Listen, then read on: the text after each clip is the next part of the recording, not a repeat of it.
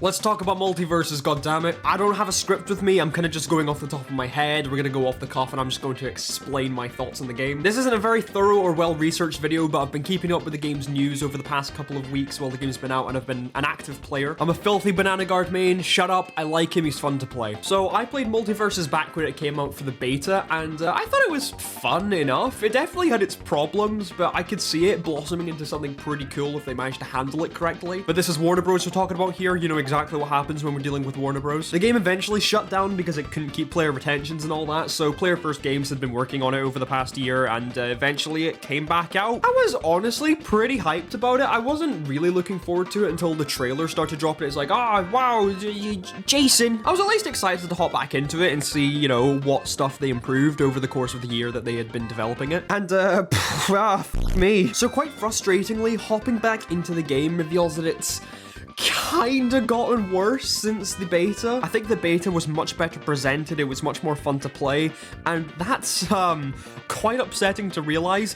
This game is very conflicting, because on one hand you have a game that was clearly made with love for the franchises and characters that they were putting into the game. These movesets are lovingly crafted, they've got a lot of great referential stages, the dialogue between characters is really fun, and the moment-to-moment gameplay is actually pretty good, bar a few characters. But it's bogged down by so little quality of life features. The presentation is ass, and the monetization is going to turn more people away than it is going to reel in. The opening tutorial for this game, I feel like enough people have already talked about it, but it is genuinely terrible. Games like this really require that you have a good control over your character, and you're not able to do that at the start. And overall, there just aren't many very good options for changing your controls in this game so far. I know they're working on it, but I'll get to that. But there's so many baffling decisions that they've made that I genuinely wonder if I'm even going to come back to this game in about a month's time. Because you're competing with the likes of Super Smash Bros., a game which, you know, I like and I still have a lot of fun playing. If this can't provide me anything that I can't get better from other games, then I'm just going to leave it behind. So I guess I'll just kind of go off the top of my head and talk about the list of problems I have with this game. First off, all the desynchronization that happens. I do understand that at the start the servers were quite backed up because, you know, so many people are coming in, so many people want to play,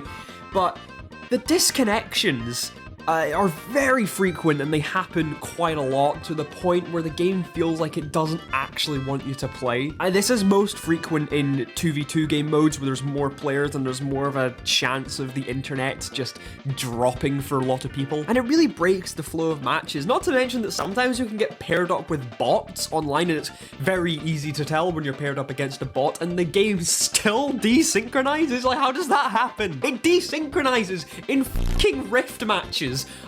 I don't get it. Speaking of rifts, what the hell are you doing with these things? The grind to make an even minutia of progress in this is kind of ridiculous that they're asking for it. And not to mention, they have locked a whole character behind these things. And I know you're not supposed to grind them all out in one day. I understand you meant to do it, you know, over the course of like a couple months, but the grind is still absolutely tedious. And what frustrates me the most is that you have quests within these specific missions that the Rift provides you, where there's not actually a challenge behind it. It's just, do you own this specific character? Which sucks for quests in case of the Joker, because right now he is the most expensive character. That's another thing I have an issue with. Why are you putting higher value on certain characters? It's not even like there's a rarity system where you can tell, like, oh, like this character has certain abilities that make them that kind of rarity. No, as far as we know, everyone's kind of on the same playing field. But Joker, for some reason, yeah, let's just bump up his price. This was a problem in the beta as well, but it just feels really accentuated here because of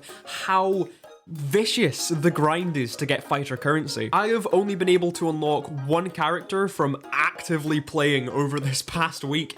It is brutal. I think this game suffers from the curse of having to be a live service game because of how many nonsense currencies they put into the game. You've got battle XP for your battle pass because apparently we needed a battle pass. You've got your fighter currencies, which help you unlock fighters. You've got your Gleamium, which is the premium currency where you can put that in the shop. You can only get it through paying for it, and it's nonsense. I don't like it. You got like perk currencies or something where you can buy perks, and you've got like gems or something. It's like you can only use them in rifts. Like, They all cross over in my mind and I don't really remember much of them. I really am just going off the top of my head for this. It's a lot to keep up with and it's just kind of nonsense at the end of the day. Oh, and not to mention your daily quests as well. Yeah, of course, because we need that kind of stuff. And to bounce off of that, can we talk about how utterly dreadful these menus are to look at? The UI is so uninspired and you can tell they just went, yeah, Fortnite, let's do that. I don't mean to throw shade on Fortnite, I fucking hate Fortnite, but not to throw shade. But no, I'm sure Fortnite has kind of moved on from that kind of style of play, but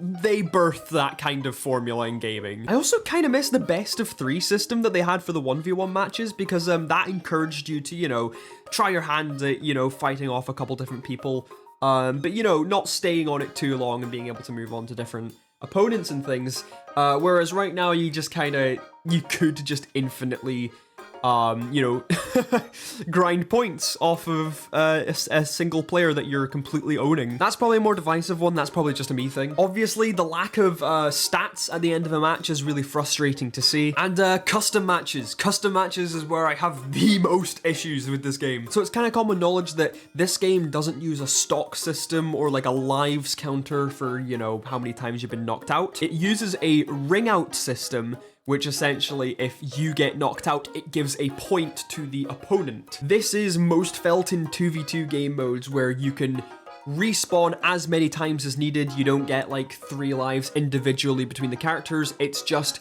oh, have these 2 people been knocked out 3 times collectively? Which is a huge issue because it forces players to gang up on one certain player and also kill stealing in the case of a free-for-all mode, because it doesn't really matter how much damage that one character does to another opponent if the 3rd player comes in and knocks out that guy that you were just comboing for ages. You know, they get the point in your stead. It's annoying, it's frustrating, no one likes it. I just wish there was at least an option for a stock system. And coming back to the desynchronization problem, it's really felt in the custom game setting where there's sometimes where I desynchronize from the match, but my friends are still in the game so they can just farm points off of me. And not to mention the entire menus actually fuck up if one person disconnects, you need to restart the lobby. It's just, oh my god.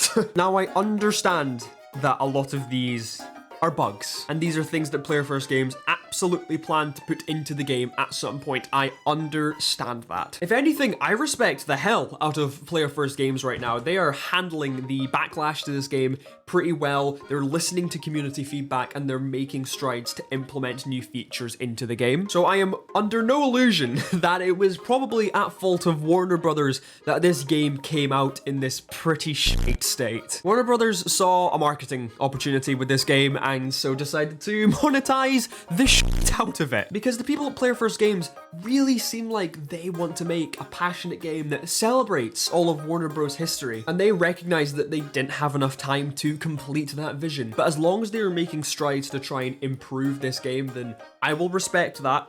And if they can improve on the game in the near future, then I'm sure they will have a winner on their hands. There's some things that they can't drive themselves away from though. Obviously, the monetization is awful. It is greedy to no end and it feels quite pay to win in most instances. And I also understand that they had to port this entire game to a new engine, which is a beast in itself. And you know, they should be proud of how much they did manage to achieve in this past year. I just wish they had maybe a couple more months to test some things out. I think this game being live service hurt it in the long run in needing to make up for the free-to-play state of it, in, you know, the need for these currencies and all of these bought items that you need to put in. I kind of hate that that's what games are striding towards, but it's really conflicting because all of that stuff is awful and it's fundamentally baked into the game and encouraged by Warner Bros.